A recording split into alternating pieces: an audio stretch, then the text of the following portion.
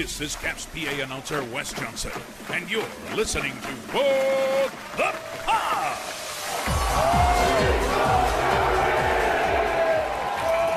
Hello, everybody, and welcome to a brand new edition of What the Puck. It is a Washington Capitals podcast, which means it's a podcast about your 2018 Stanley Cup champions. Thank you all for listening to us on Apple Podcasts, Stitcher, TuneIn, Player.fm, Overcast, Google Podcasts, Spotify, Facebook, and YouTube. Well, the Stanley Cup playoffs are in full swing. Lots of games going on. The Capitals involved with none of them, but the Caps are staying busy in this offseason as we prepare for the draft lottery in just 2 short weeks.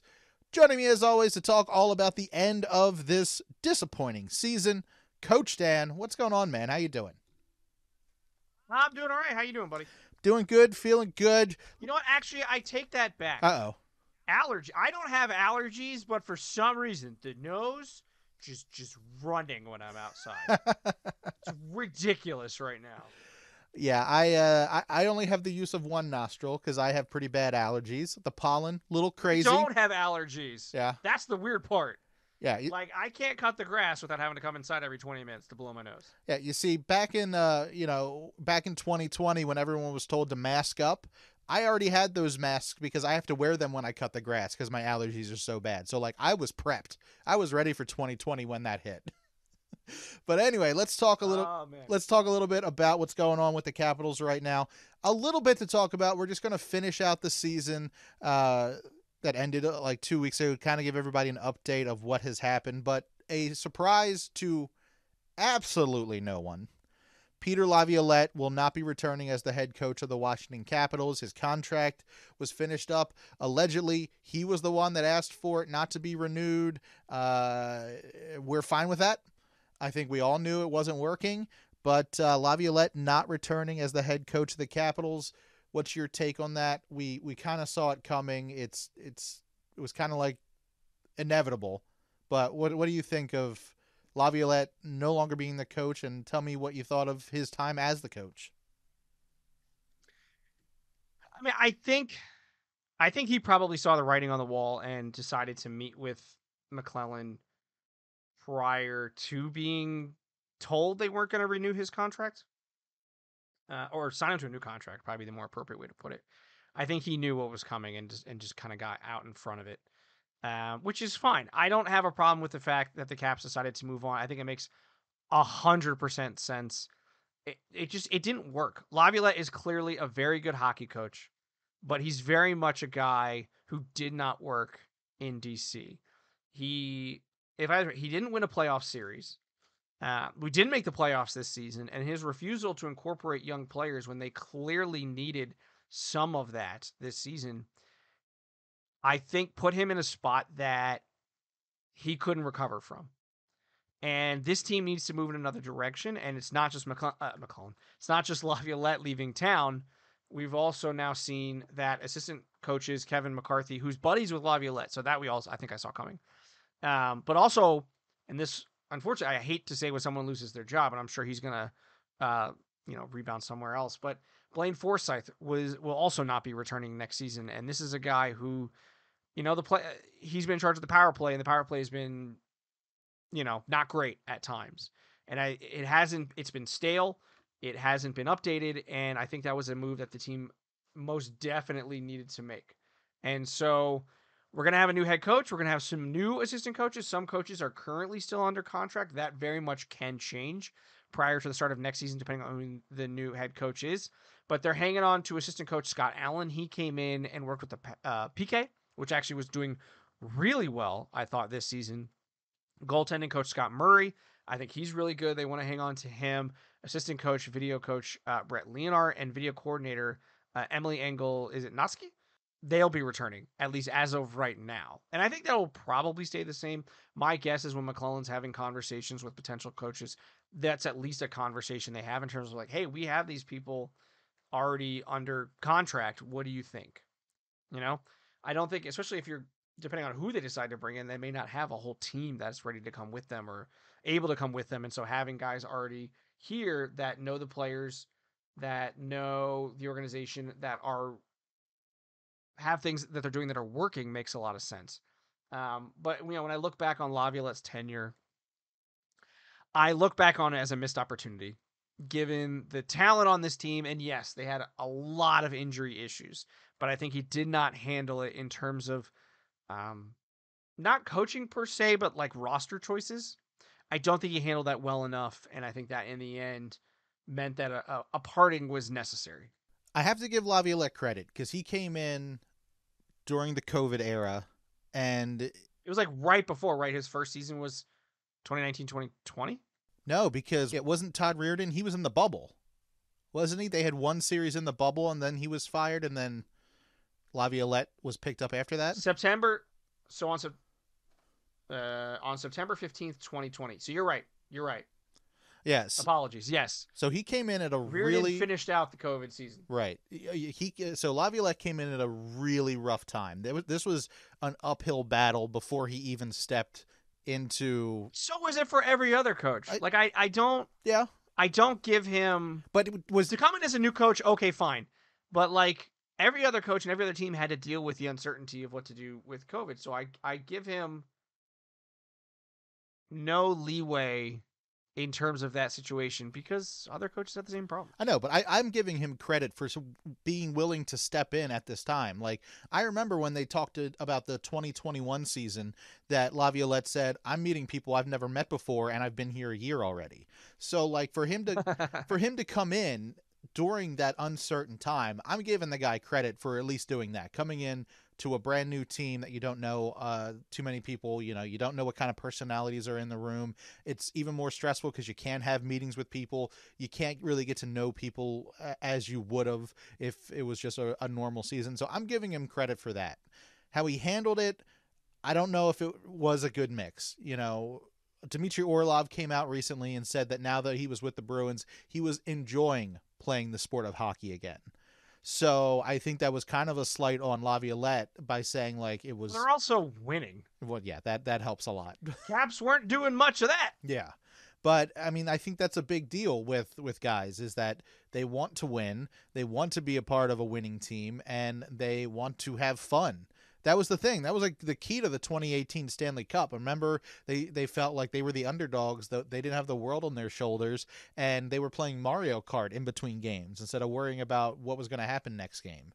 So I think this really was like going to school and having homework. None of those guys really enjoyed it. I give Laviolette credit for trying, but it wasn't a good fit. It didn't work out. And we've only got a few years left of the Ovechkin era. I'm using era a lot today for some reason. You really are. I really am. But we only have a couple years left. So this next pick for the coach, this is a big one. Probably the biggest one that Brian McClellan's going to ever make, because this is your last shot with Ovi. You've got 3-4 years left, and that's it. I mean, yes and no. If the new guy comes in, he's like garbage by November, December, they could be like, whoops. And then make a change. And I'm curious to see. I mean, there's a couple of names out there that I think are going to be really interesting in terms of who they talk to. And I haven't seen anything either way in terms of like who they're interested in and who they maybe are going to want to talk to or have already talked to. Let's check in with good old. That didn't do what I wanted. Tarek El-Bashir in terms of what he's been got. That's your go-to guy. That is my go-to guy. He's the man.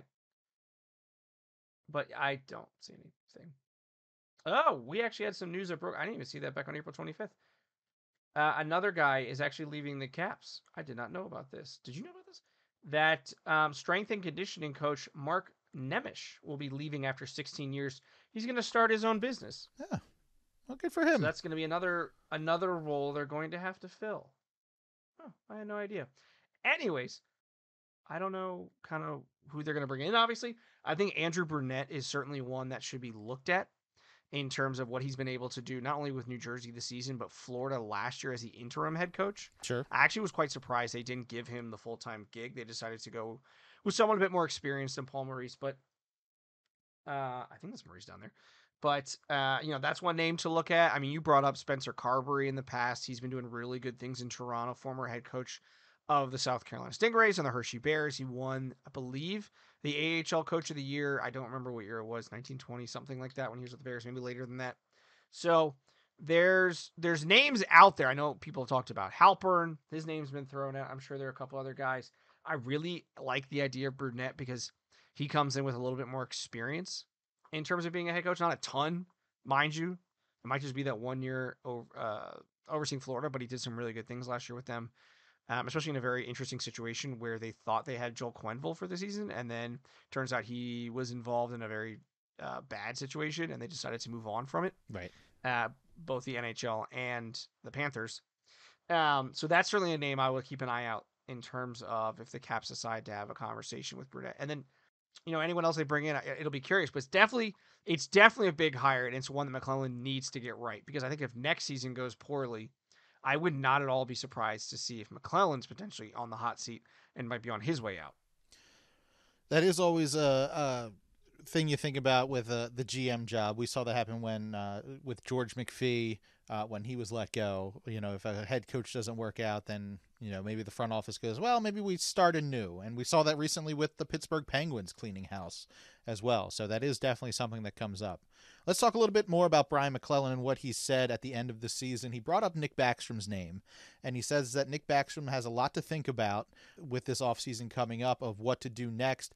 And he kind of said Nick needs to think about whether playing is the right move for him and his family, if retirement should be an option. But what is your take on what Brian McClellan said about Nick Backstrom? Because Nick Backstrom is an older guy. He had surgery that a lot of players don't come back from. Like, is Nick Backstrom the same Nick Backstrom that he was just a couple years ago? Or is he an improved Nick Backstrom? Is retirement the way to go for him? That's a question that Nick Backstrom's going to have to answer. Like, I don't know if he may not want to retire. He may want to keep playing. He might look at this and go, well, I know I'm not quite the same guy I was before, but I can still play at a high level. I think to some extent, McClellan's probably looking at his contract and going, I'd love to find a way to free up some of that cap money. Although, does that even how it works? I have no idea. Let me Google this real fast. If a player with retained salary, this is from Puckpedia. If a player with retained salary retires, all that player's cap is removed, which includes his current team and his former team that retained salary. He signed the contract before he was 35. So I think if I'm reading that right, his contract will come off the books, which means you've got now $9.2 million to play with. What I think he's saying is that it's a possibility. I don't think he's saying that Backstrom should retire. I think he's saying he needs to think about what's the best thing for him going forward. I think what we've seen from Backstrom is he has every intention of coming back and playing. But I also don't feel like he's the type of guy that'll come out and be like, well, we'll see. I think he wants to play, but I think we're going to have to see how his summer goes. I think having that extra time, them missing the playoffs is not a good thing for the organization and a lot of the players. But for him, having that extra time to rest could get him back to something resembling what this team needs him to be. Yeah, and whether that's a first line, second line, or third line guy, we'll see where he's at in September. But if he retires, yes, they have a ton of money to play with, but that's a big old hole in the lineup you got to fill. Yeah. And not just because of his name. And we know he is. That's potentially two centers. Yeah. And we know that Nick Backstrom will not be playing for Team Sweden in the World Championship. He did come out and say that he is taking this full off season. He is not going to be playing anywhere else that is not in a Caps uniform. We know Rasmus Sandin actually will be playing for Team Sweden in the World Championship next month. So he will be getting some extra playing time in. He's a young guy, so it makes sense for him to head over there. We're still waiting for news from any other players that will be at the World Championship. He's the only one I know of that has been confirmed. But we were thinking, like, could Nick Backstrom go since he missed a little bit of time? Could John Carlson go? He missed some time. Could Tom Wilson go? He missed some time. I have to imagine. I mean, Tom Wilson might be the only guy I can think of that would voluntarily go. I think everybody else is going to use that full off season. But hearing from Tom Wilson that he came back and then had a fracture on his foot, and that's why he missed all that time after coming back in January. Like, he's going to be sitting down as well, and he won't be playing. Let everybody rest. I mean, Sandin, I think this is his first opportunity to play for his country. Let him do it. He's a young guy. Give him the minutes. Not that Wilson's like an old dude, but like, Although he'll be 30 in towards the end of next season. Never mind. That's fine. Anyways, let Sandin play. Everyone else, take a break. Clear your head. Get an opportunity to step away from the game, and then come back next season stronger. But I think the big thing is that they had a lot of injuries this year. Big time. So they need to do everything they can to not have that happen again, to take that break and come back next season ready to go with a lineup that, depending on how some things go, could look very different. Well, speaking of that lineup, let me tell you, I mean, this might be stepping on your toes a little bit with Down on the Farm, but if you listen to Caps this morning, they interviewed the coach for the Hershey Bears, and he brought up a pairing that I was thinking, and I'm like, that pairing doesn't make any sense. But then when he brought it up, I'm like, you know what? That actually might be brilliant. Alexia Protas is being paired up with Henrix Lapierre. Now, Protas is like, he's a giant. He's a huge dude, and Lapierre is a tiny guy. To have those two guys on the same line, that could be very much like a Wilson Ovi-esque type of, even though Ovi's not a small guy in any way, shape, or form. But I'm saying, like, Protas is a big guy. He's a big body, but he's got the skills. He's not just a goon or whatever. And you've got, like, the guy with the speed and Henrix Lapierre. Like, if this works out in Hershey, that's a pairing I could definitely see playing up in the NHL one day. I would agree with that. I don't think it's necessarily next season. I think Lapierre is going to get another year in Hershey, potentially even McMichael. He had a rough season in Hershey, Lapierre. Like, it was his first time playing professionally. He's done some of the junior stuff, but like he had a very up and down season. So I think Lapierre in the minors again would probably be best for his game. I would agree. I mean, I think he comes in September. If he's playing well, you give him a longer look at training camp. Unless he's like just blowing people out of the water, I think he ends up in Hershey. But if you can give him more time against NHL-ready players, I don't think that's necessarily the worst thing, even if you know he's going down to Hershey because he's getting an opportunity to get some more experience at the NHL level, even if it's in preseason. But he's going to have, he would have to have a ridiculous training camp, I think, to make this roster. But again, there's a lot that could change in regards to this roster before next season. So I think that's kind of the biggest thing right now in terms of what we're looking at and seeing what they're going to do. I mean, we could be having a conversation when we bring the show back in the fall or late summer, and we're like, so these are the new guys. Or even over the summer if we record something, we're like, all right, this guy, and this guy. And you're going, all right, tell me about him. I'm going, I don't know. I never heard of this dude before we traded for him. No, I mean, it's not going to look dramatically different, barring anything crazy happening. But, I mean, there's a very good possibility that we have two brand new centers on this roster come September or, opening night in October. So, a lot can happen between now and even July 1st when they open free agency. I mean, we need a head coach first. There's a lot. Yeah, there's a lot of holes. But who are the two centers? So you're saying potentially Nick Backstrom if he were to retire. Who was the other center you're thinking about? One Yevgeny Kuznetsov. Okay, so you're wondering if he's set to leave. I mean, the trade rumors were happening. Apparently, he asked for a trade two years ago. It didn't happen. You're thinking maybe it might happen now? Laviolette leaving.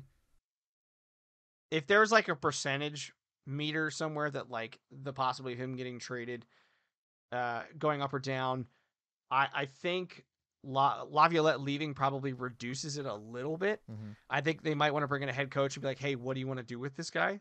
But it sounds like based on McClellan's when he had the met with the media, he seems like he's a little frustrated with Kuznetsov and how he's been playing. And I think that's just justifiable. It's legit.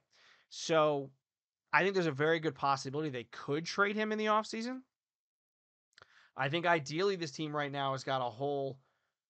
If you move him out, you've got a hole in your first line center. If that's not Dylan Strum, in which case you have a hole in your second line center. And you've got a hole on your right side on the first or second line. Those are two big holes to fill. And then if you lose Backstrom, now you got three giant holes to fill in your likely first and third line centers and a first or second line right wing spot, right? So there's definitely, and then they figure out what to do with Anthony Mantha. So there's definitely a lot of work for McClellan to do this offseason. And I wouldn't be shocked if one day I get a text from you saying, it's a someone's tweet saying, Tark or Matt Wyrick or someone saying, that Kuznetsov's been sent to Arizona for somebody else. So, I wouldn't be surprised if it happened. I'm curious to see what they would get in return. If they got just, picks and prospects, I'd be a little disappointed, and certainly would be curious as to what McClellan's plan is. But I think there's a very good possibility that he gets moved this offseason. And I think it's not necessarily the worst thing for him, for a start. Now, let's think about this a little bit. You have the draft lottery coming up May 8th. So we'll find out where the Capitals will be at that point. Let's say the Capitals don't get the number 1 spot. Would be awesome if they did, but let's say potentially that they don't. Would the Capitals stay put at whatever number that they would get if it was in the top 10? Or do you see McClellan using that as like we'll give you this number and then we'll get a known veteran player that can make an immediate impact, like a center, somebody out there in the NHL. We could get a brand new center and you get the number 7 spot or something like that. What are the chances that they don't use that to actually draft a new talent and they go back to the well for a veteran? I mean, I think if they're going to trade their first round pick, which I think could be no worse than 9, 12th, 9, something around there. Somewhere right in that range, right? I don't know. I don't have it right in front of me. Let's see. I'm going to simulate the lottery right now. We got 8th. I think it's 9th. 8th. Okay. Well, that means that's what we got. No. So I think they definitely could move that pick, but I think it needs to be for a guy who's in his mid-20s, if that's the case. Mm-hmm. I don't think they're going to move him out for a 30, 31, 32-year-old. I think they realize they need to get younger. I think McClellan's even said that multiple times, that this team needs to get younger. And I think if they move that first round pick out, it's going to be for an NHL ready player that can play on the, top 6 and contribute in their mid 20s. And I think anything other than that would be a gigantic mistake because it would make absolutely no sense. But I mean, I'm curious if they were able to move out Gustafsson in a first round pick, it was Boston's, sent that to Toronto for Sandin, who's 23. So I could see them doing something like that. Like, do you move Mantha and that first for a 25-year-old? Right. And that is not the worst thing because, maybe with that 8th pick or 7th pick, you get a guy that's going to be, a top 6 player, but it's probably not going to be, even though it's a deep draft, it's probably not going to be for a couple of years, if at least a year. And then you've got a guy who's, older, but not dramatically older than the other player, and is likely going to be able to play in the NHL or at least on the team for another 7 to 10 years, if not longer. So I don't think that's the worst thing with a team that wants to win now, but it can't be for a guy in his early 30s or even, I would say, 29. Like, it needs to be someone that's going to contribute on this team for a long time, even 28. It needs to be someone that's going to contribute on this team for a number of years. And that'd be the only reason that I would do it. Well, we got a lot of stuff coming up. It's going to be a lot of fun to check out. And I don't know, we've never been in this spot before where we've got the draft. It's been a while. It's been a long time. I shouldn't say never, but it's been a long time since we've been in this situation, and anything could happen. It really could. We could have some good luck. We could have some bad luck. We could trade this pick away. The options are endless here. This is going to be fun. This is going to be fun the next couple of weeks. So anything else we should cover here in Caps World? A couple bits of news. Cap signed their 4th round pick from 2018, Mitchell Gibson, to a 1-year contract. And then they also signed 2022 3rd round pick. Is it Ludwig Pearson? And he was sent to Hershey. He was playing in Sweden.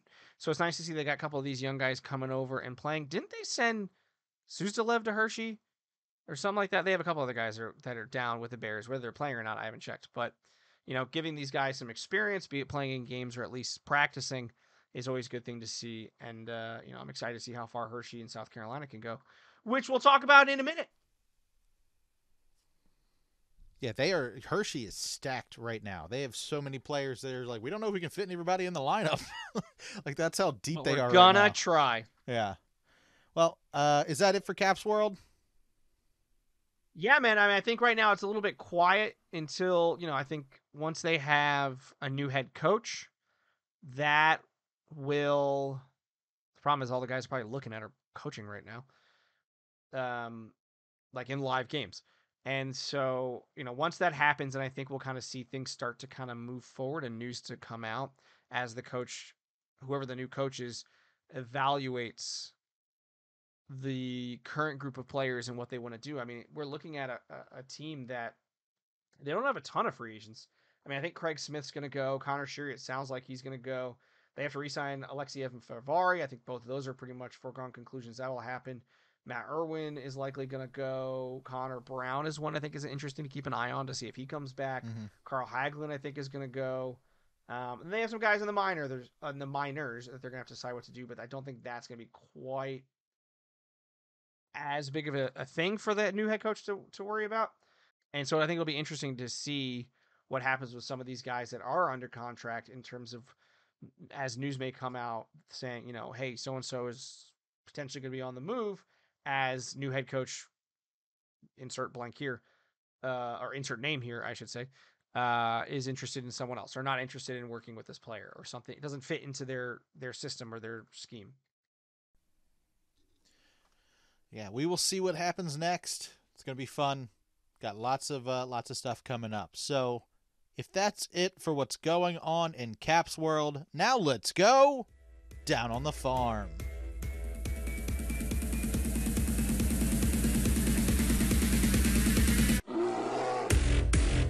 All right, everybody, here we go. We're going down on the farm. We are talking Hershey Bears and South Carolina Stingrays. Those guys are both in the playoffs right now, going for the Calder and Kelly Cups. So, Coach Dan, catch us up. What's going on down on the farm? Let's start in Hershey, where the Bears wrapped up their regular season in second in the Atlantic Division, 1 point back of first place Providence. See, games early in the season do matter. Now, they're going to start their Calder Cup playoff run with a best-of-5 division semifinal series against the Charlotte Checkers this Friday and Saturday with games 1 and 2 in Charlotte before they host games 3 through 5 starting next Wednesday, with games 4 and 5 being, if necessary, next Thursday and the following Sunday.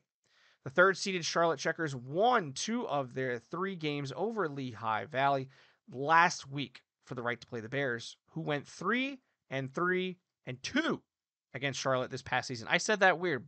We're going with it. It's weird that the Bears have actually had off for like 13 days, almost a full 2 weeks, because they had that first round bye. Do you think that's going to affect them going against a team like the Charlotte Checkers, who had to win a series? They might not have any rink rust, if you will, being off that long. Do you think that time off is going to affect the Bears in any way? I think the first 5 to probably 10 minutes of game 1 is certainly going to affect them. I think that, you got a team that's already in, playing do or die hockey. They had to win a series, like you said. And I think that's going to affect them at least at the beginning of game 1, especially considering they haven't played in so long. Once they start to get their feet under them again, then I think it'll be a real series and we'll see what happens there. But I think starting on the road with 2 games, even though you're the higher seed, which I get why they do it that way, it just seems very odd. But it is what it is. Should we go down to South Carolina? Let's do it. Let's do it. The Stingrays, they ended their regular season in first place, winning the South Division by 2 points. They are currently playing in the Kelly Cup playoffs against the Florida Everblades, with their series tied at 1 game apiece, with Game 3 happening. Is it happening? It's happening shortly, right? Their game starts. Game 3 starts at 7:30, so in about an hour. Yeah, in about an hour from when we were recording, they will have Game 3, hopefully winning that Game 3. I got to tell you, these jerseys that they're wearing with the, I don't understand the CHS or whatever. I love these jerseys. Hold that closer to the screen. CHS. Is that going to work? Somebody help us out. What does that mean? Moving over to some prospect news. Congratulations are in order for goaltending prospect Chase Clark, who won the NCAA National Championship with the Quinnipiac Bobcats, and he did so on his 21st birthday. Brandon, I wonder how he chose to celebrate. That is quite, It's not like gonna be a mystery. It's not like the Stanley Cup though. Like he can't drink out of the award you get for winning the Frozen Four. So unfortunately, but I bet he drank out of something else later that night, and probably quite a few other things. That's what's going on down on the farm. All right, well, hey, lots of hockey still going on. If you want to check out the Hershey Bears games, of course, you know, you can listen to them on the Capitals Radio 24/7 app, so definitely do that. Go Bears, go Stingrays. Now let's go around the NHL and beyond.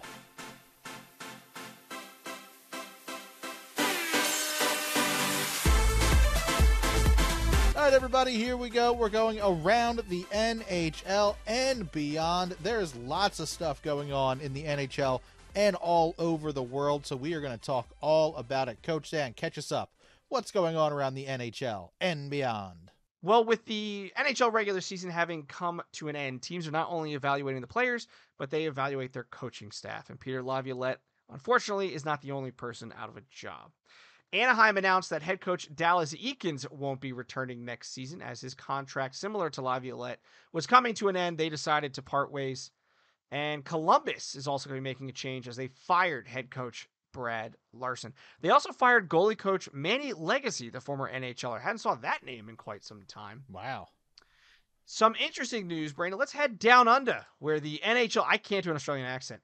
The NHL announced the Arizona Coyotes and the Los Angeles Kings will face off in the first ever NHL games in the Southern Hemisphere as Melbourne, Australia will be hosting games in the 2023 NHL Global Series. Now, the preseason game between Arizona and LA will be played on Saturday, September 23rd and Sunday, September 24th at the Rod Laver Arena. Now, as you may remember, the first Australian NHL player, former Washington Capital Nathan Walker, the team he currently plays for, St. Louis.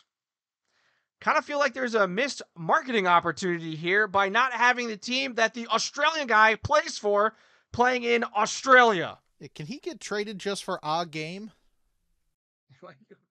How does no one at the NHL go, guys, we have an Aussie right over here. Should someone call St. Louis? Can we call the Blues?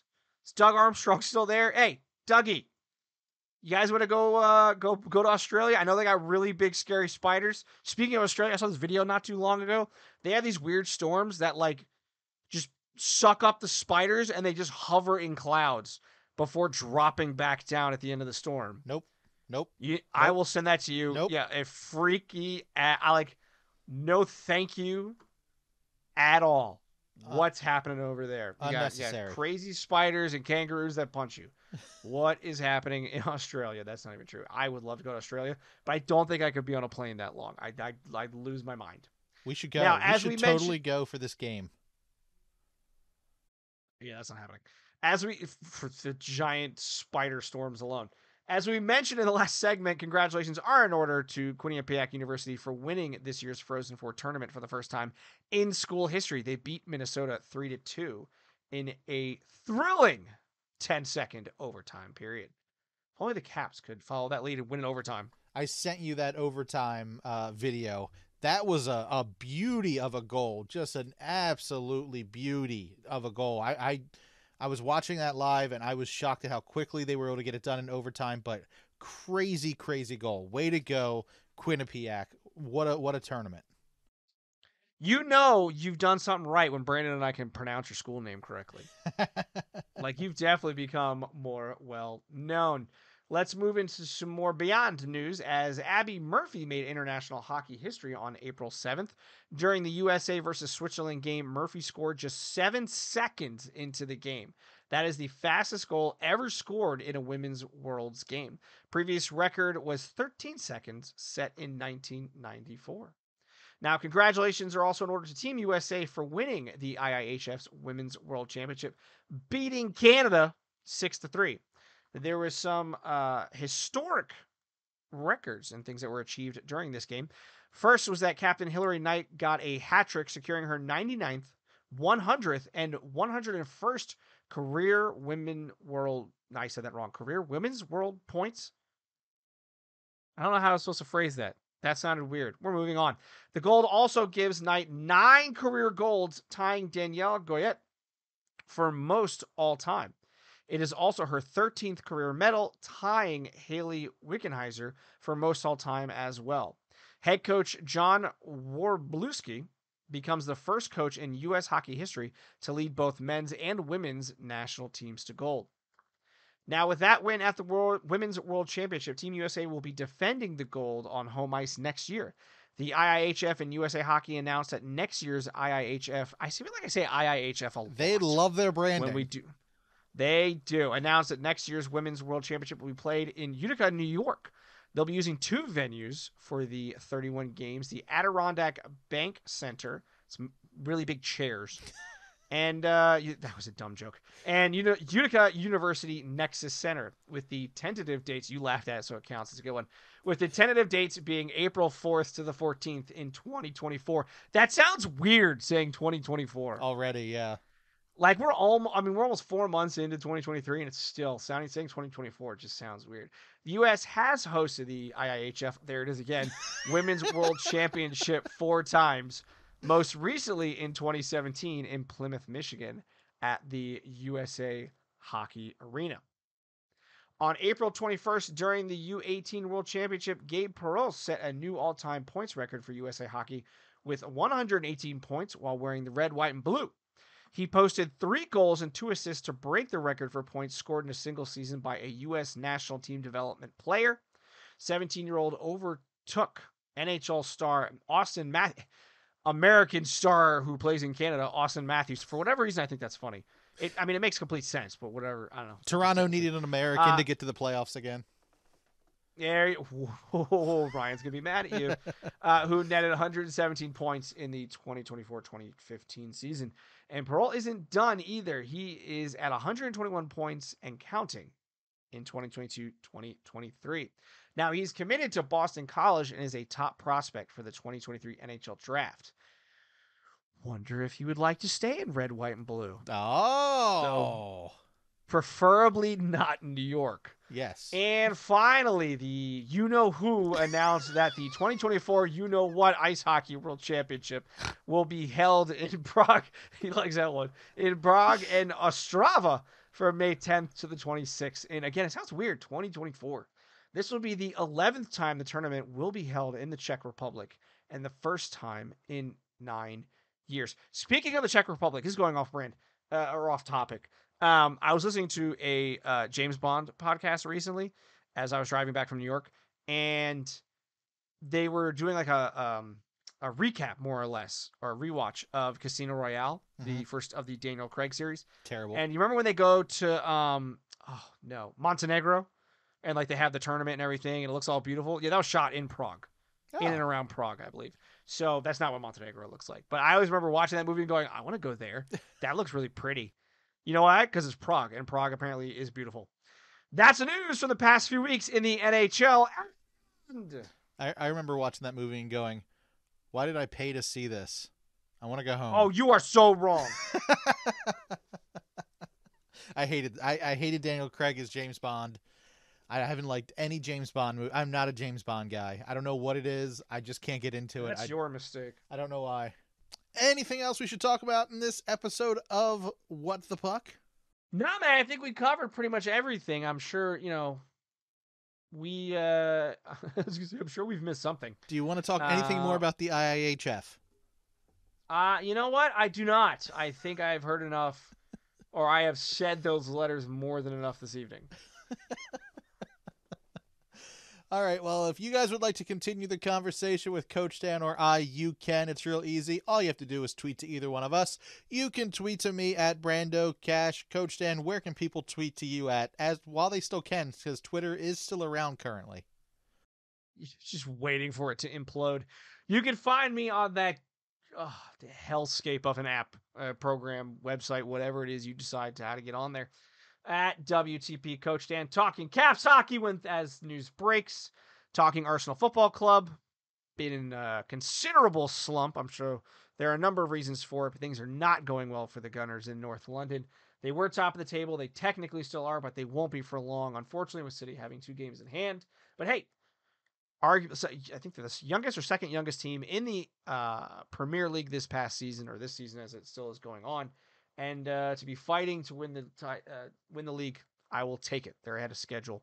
I'm also on there talking about other sports, talking about the Bills, the hopefully soon to be Dan Snyderless Commanders, and all other things in the wide world of sports. It's finding me on Twitter at WTP Coach Dan. But hey, if you've enjoyed the show and the IIHF, go ahead and follow us on Facebook at facebook.com/whatthepuckpod. It's where we'll post when new shows are coming out, as well as all sorts of things related to the Washington Capitals, the Hershey Bears, South Carolina Stingrays, the Hershey Cubs, and the International Ice Hockey Federation, as they post things when things are coming out. Now Brandon's going to find everything related to the IIHF and post about it just to annoy me.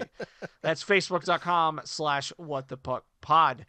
But Brandon, I was talking about the Bills, what they might do. The Commanders, they declined the 5th-year option on Chase Young, which I actually think was a smart move. Still gives you the opportunity to re-sign him, but he's got to play his way and show that he can be healthy. But if someone happens to be a fan of a certain purple-clad team based out of Baltimore, is there a podcast they should check out? That's right. You can check out my Baltimore Ravens podcast called The Call. We're putting out a new episode to talk about the NFL draft that's happening this week as well. Coach Dan actually said, hey, I'm ready to record, and I had 10 minutes left of editing for that. So those 2 episodes, this episode and that one, will be coming out on the same day. So make sure wherever you subscribe to this podcast, you are also subscribing to my Ravens podcast as well. Now, Coach Dan and I do this show for free. You listen, stream, and download for free on Apple Podcasts, Stitcher, TuneIn, Player.fm, Overcast, Google Podcasts, Spotify, Facebook, and YouTube. All we ask in return is for you to please spread the word about the show. Write us an Apple Podcast review, rate us over on Spotify, and let people know on Facebook and Twitter and Tumblr and Pinterest and Instagram and Reddit and Snapchat and Twitch and TikTok and Hive and Discord, anywhere you're social on the web or with your phone. Say, I'm a Washington Capitals fan. I listen to What the Puck, and you should too. So, I don't know when Coach Dan and I will be back, but make sure you go over to our Facebook page, facebook.com/whatthepuckpod. Like us over there, and whenever a new show comes out, you'll be the first to know, and you can listen to new shows right there on Facebook. It will be coming out probably around the draft lottery, which is 12 days away, so maybe look for an episode in about 2 weeks or so. That's when the draft lottery is. I'm going to do a simulate lottery right now, and where are we? 9th. Lovely. Great. Let's do it again. And 9th. And, all right, we're staying at 9th, apparently. Sucks. Anyway, that is it for what's going on in the Caps world. Everybody, it's the off season. Plenty of stuff going on, though. Say it with me. Say it loud. Say it proud. Let's go, Caps. This has been a production of Brando Cash Entertainment. Music by DJ Wolfman. Voiceover by Sarah Jacks. For more information, go to brandocash.com.